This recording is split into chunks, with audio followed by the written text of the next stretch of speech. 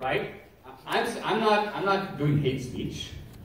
I'm actually here to debate these topics. I know what I'm talking about. If I'm wrong, it should be pretty easy to expose me.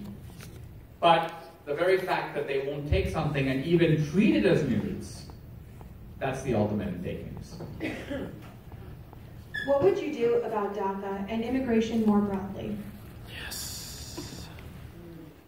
So on the DACA issue, very broadly, I would say this. The problem with the immigration topic is it's completely a political football, right? Let's say you were to say the following. Let's take all the dreamers and offer them a really good deal. They can stay in this country, they can be legal, they can pay taxes, they can earn money, they can follow the laws, but since they have not come here legally and not gone through the legal process, the only thing that they cannot do, which by the way is unimportant to them, is they can't vote. Now, the dreamers would take this deal in 30 seconds. Right. But the Democrats would defeat it every time. Yes. Because the Democrats have no interest in the dreamers per se. In fact, if empirical research showed that the illegal immigrants voted Republican, the Democrats would build a wall faster than Trump.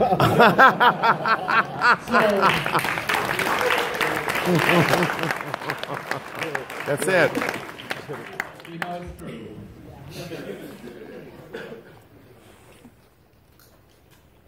Can America academia ever be redeemed? Oh. So this is an example where the Republican/conservative approach is way too unambitious. Right now, what the conservatives do is they send speakers. Here's Ben Shapiro, here's Dinesh, speaking on campus. And that's good, but it's a little hit and run. We're here on Tuesday, we leave on Wednesday, the professors are here every day. The other conservative approach is to start alternative campuses. There are a handful of those, Hillsdale College, Liberty University, but those are just islands. They don't affect the mainstream of academia. Yeah. So the question I want to ask very briefly is, how do you change that? The reason it's extremely hard to do is it's a self-perpetuating oligarchy. First of all, even if you're a young conservative and you wanted to, let's say, this is me. I'd like to get my PhD in literature or history or in political science. I'd like to teach at Tulane or Princeton. But there are powerful lobbies in those places that regardless of my academic distinction will block me. They'll block me. So I have to say to myself, do I want, like Sisyphus, to try to roll the stone up the hill? Or should I go to Washington, D.C., go to the American Enterprise Institute, write my books? That's the reason I went that way, is because the other path, I was basically looking at essentially armies of Spartans, waiting to ambush me at every turn. Now, how do you change this? The answer is really, really simple. There's only one way I can see. Academia, like Hollywood, is a bloated, overweight, tottering edifice. Yep. It's tottering because it is absurdly overpriced. Yep. And because it does all kinds of things badly, not the least of which is ideological indoctrination. So the way to defeat the system is the same way you defeat the rotary phone, and that is you come up with the iPhone. In other words, you come up with another way of delivering educational services that delivers the same quality for 1/10 of the price. That is the killer app. Somebody has to invent that. That's not a matter of activism. That's that requires a kind of Steve Jobs. And notice that Steve Jobs didn't invent the iPhone in pieces. He invented the whole thing in one shot. And the beauty of the iPhone is that when you look at it, it doesn't even need an instruction manual. You can see right away, that's the future of communications. So that's what will happen with education. When you see the academic iPhone, in 1 second you'll know. There's a beautiful line, Henry Bessemer, who invented this sort of a new way of making steel. The Bessemer method. He's a chemist, and he does his experiments, and he says, I waited, with bated breath to see if they were going to work. And he goes, and then I looked at the result, and he says, and I saw that it worked. Then he adds this line. He goes, and now in my mind's eye, he says, I could see the giant iron industry of the world with all its power crumbling. In other words, it didn't crumble overnight, but the moment his experiment worked, the whole iron industry was doomed, because this is a better way of making steel. That's what we need for education, a better way of doing it, and the moment we have it, all of academia is doomed. Now, the more selective colleges, Harvard University with its multi-billion-dollar endowment, they'll be able to hang on a lot longer. But they're doomed too. They're doomed too. They just won't know it for 20 years.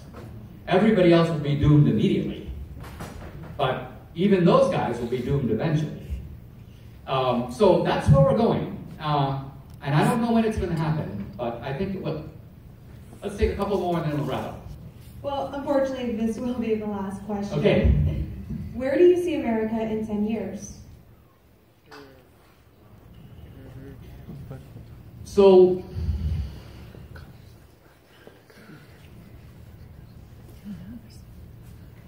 let me put it this way.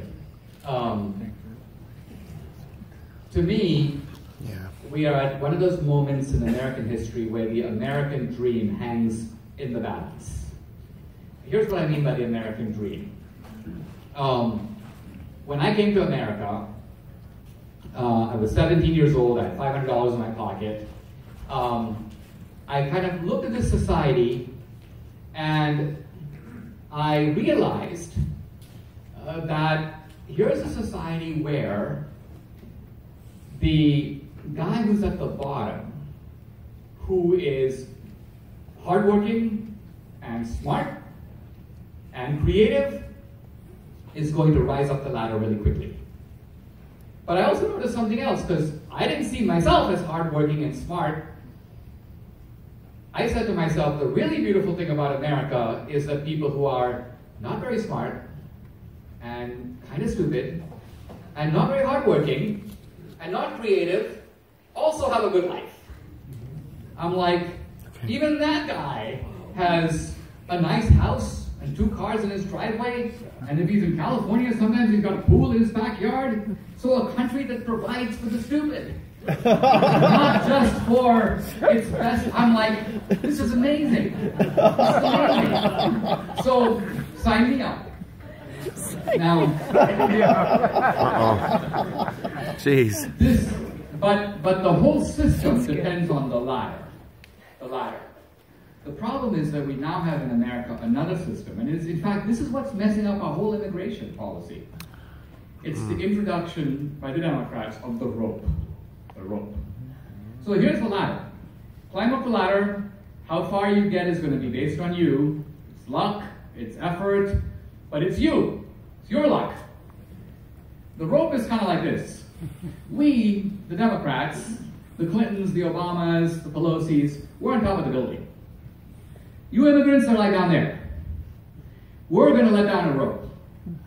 You hang on to the rope, we'll pull you up. No climbing needed. So you can see, if someone had told me this when I was 17, I'd be like, well, this is even more fantastic. I don't even have to work. I basically just have to hold onto the rope. Some other dude is going to pull me up. This is awesome. But it would have taken me a while to realize that, number one, I'm always going to be beholden to the guy holding the rope. If he lets me go, down I go. That's observation number one. observation number 2 is, having observed this whole rope operation for a while now, I kind of noticed that not a whole lot of people are getting to the top of the building. Somehow the Democratic strategy is to pull you up and hold. In other words, you're suspended in midair. And now, you're screwed. You're too far off the ground to go back down and go for the ladder, and yet no one's pulling you up. You're held in a sort of surreal state of dependent suspension. And yet, you have to vote for the guy holding the rope. He's the one who can let you fall. Oh so this is the God. plight today, sadly. This is kind of why the Black Caucus can't applaud that black unemployment is going down. Because to them, Their power's gone. they're the guys on the top of the building. Yep. They're overseers. Yep. And so it's not good for them to have people independent, climbing ladders. Why do you need the Democratic Party? So this is the dirty secret of all this stuff going on. American politics is very tricky because it's all camouflaged with this gray fog of so-called idealism. You get the idea that the Clintons, we got into it because from the beginning we cared. Well, you might have cared and you might have come to do good, but you stayed to do really well.